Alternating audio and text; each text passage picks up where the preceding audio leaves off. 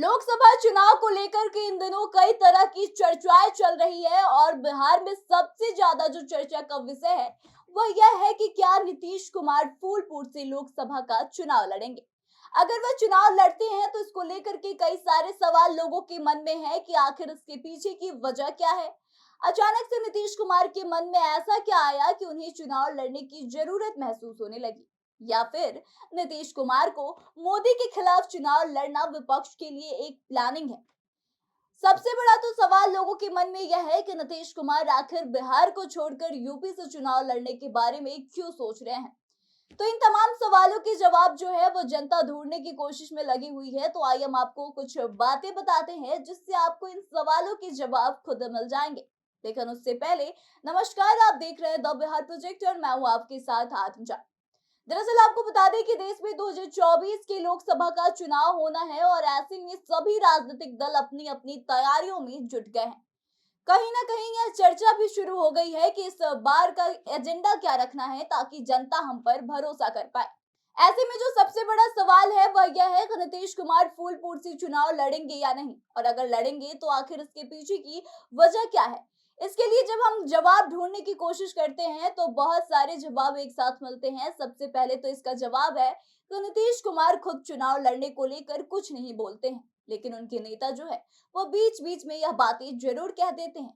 ऐसे में लाजमी है कि पार्टी के अंदर नीतीश कुमार की चुनाव लड़ने या फिर लड़वाने की चर्चा तो जरूर कहीं ना कहीं चल ही रही है, लेकिन अंतिम फैसला नीतीश कुमार को ही लेना है। और अभी काफी समय भी लोकसभा चुनाव में है, इसलिए शायद नीतीश कुमार जो है फिलहाल इस पर कुछ खुलकर नहीं बोल पा रहे हैं। दूसरा जो सबसे बड़ा सवाल है वह है कि नीतीश कुमार को चुनाव लड़ने की आखिर अब क्यों जरूरत महसूस हुई। इसके जवाब में आपको बता दें कि कुछ राजनीतिक जानकारों का मानना है कि नीतीश कुमार अब खुद को बतौर पीएम देखने लगे हैं और वह नरेंद्र मोदी की तरह चुनाव जीतकर केंद्र में जाना चाहते हैं। इसके साथ ही यदि नीतीश कुमार यूपी में चुनाव लड़ेंगे और वहां से अगर उन्हें जीत मिल जाती है तो ना सिर्फ वह भाजपा बल्कि पीएम मोदी पर भी इसका गहरा प्रभाव डाल सकते हैं। इससे नीतीश कुमार का कद पहले से काफी बड़ा हो जाएगा।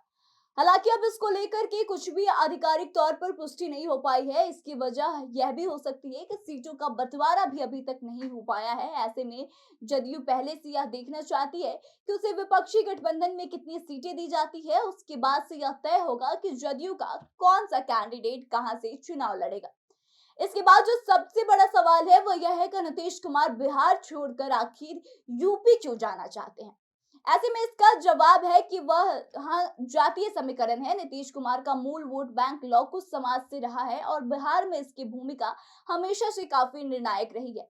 बिहार के सिर्फ सीएम के गृह जिले की बात कर ले तो नालंदा लोकसभा सीट में करीब 1 लाख वोटर है, जिसमें कि सबसे बड़ा हिस्सा जो है वह कुर्मी जाति का है। नालंदा लोकसभा सीट में वोटरों की कुल संख्या 4,12,000 बताई जाती है। इन्हें परंपरागत तौर पर जदयू का ही वोटर माना जाता रहा है। इसके बाद दूसरे नंबर पर यादवों की संख्या आती है। यहाँ करीब 3,08,000 यादव वोट हैं, जबकि नालंदा संसदीय सीट पर 1,70,000 मुस्लिम वोट है। वहीं फूलपुर की अगर बात कर ले तो यहाँ सबसे अधिक वोट बैंक पटेल यानी कि कुर्मी समाज का ही है। यहाँ के चुनाव में हमेशा से कुर्मियों की भूमिका महत्वपूर्ण रही है और इसके बाद यादव और मुसलमान वोटर है। ऐसे में अगर नीतीश कुमार यहाँ से चुनाव लड़ते हैं तो उनके साथ कुर्मी समाज का अच्छा खासा वोट बैंक आ सकता है।